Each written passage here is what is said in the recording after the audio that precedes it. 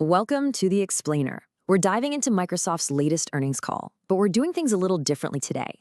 We are skipping all the prepared remarks. Yep, we're jumping straight into the Q&A. Because, let's be honest, that's where the real story always is, right? It's when analysts start asking the tough questions, and you get to see how leadership really thinks on their feet.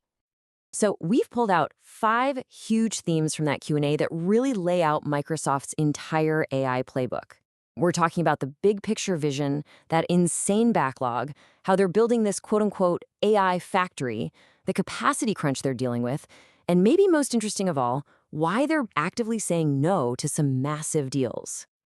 Okay, first up, the elephant in the room, AGI, or Artificial General Intelligence. The big question from analysts was pretty simple. With this superintelligence supposedly just around the corner, is Microsoft's current dominance in AI actually at risk? Could it all just evaporate? And Satya Nadella's answer here was, well, it was really fascinating. He basically argued that, look, even as AI gets crazy smart, it's not going to be this smooth, perfect intelligence. It's going to be what he calls jagged or spiky. An absolute genius at one thing, but maybe kind of clumsy at something else. And that right there, that single idea, it just cracks open their whole strategy.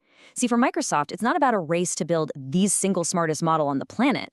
No, the real game, the real value is in building the systems. Think M365 Copilot that can take that spiky, jagged intelligence and smooth out the edges, making it actually useful and reliable for you and me in the real world.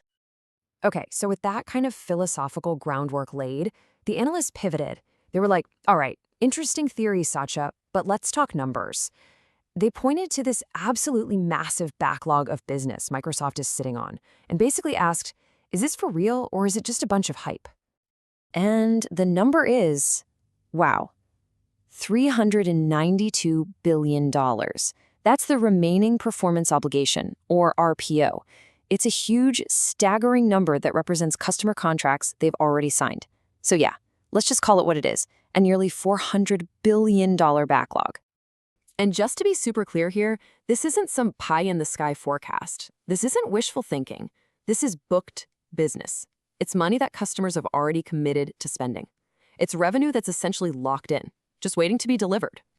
But here's the really crucial part, the detail that makes this number so powerful.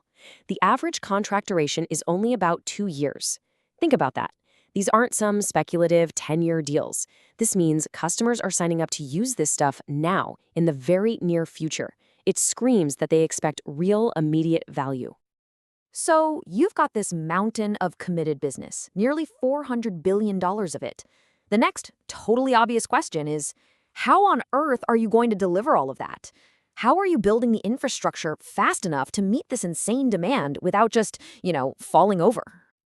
And again, Nadella completely reframed the problem. He said, look, we're not just building data centers. Instead, he describes what they're doing as building a planet-scale token factory. And the key word there is factory. The obsession is on efficiency, on output, on every single bit of performance they can squeeze out of the system.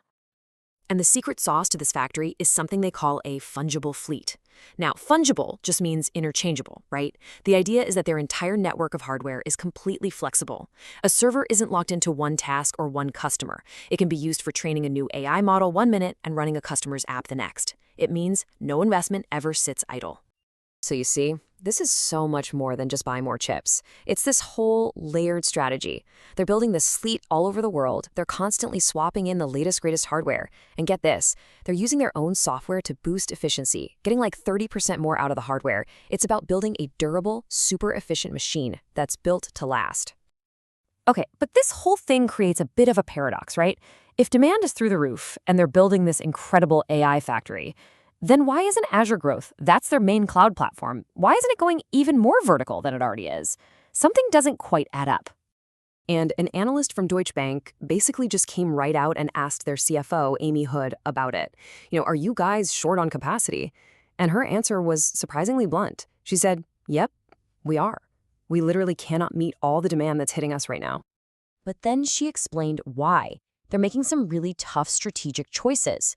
They're funneling a huge amount of that limited capacity to their own products, think M365 Copilot, GitHub, and to their own internal research.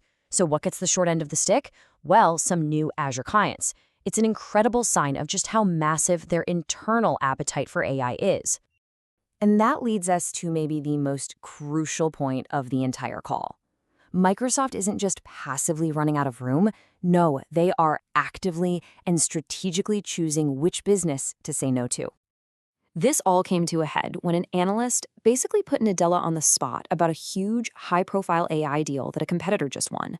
And his answer, well, it revealed just how disciplined and methodical their playbook really is.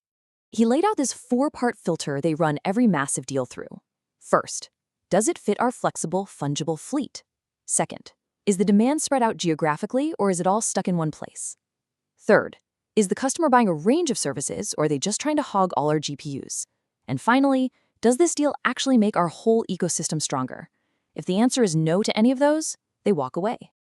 And he sums it all up with this incredible line. He said, each time we say no, the day after, I feel better. I mean, that tells you everything, right?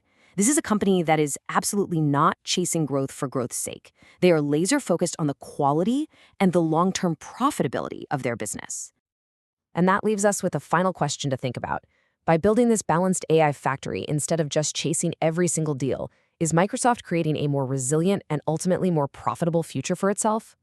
That's all for this explainer.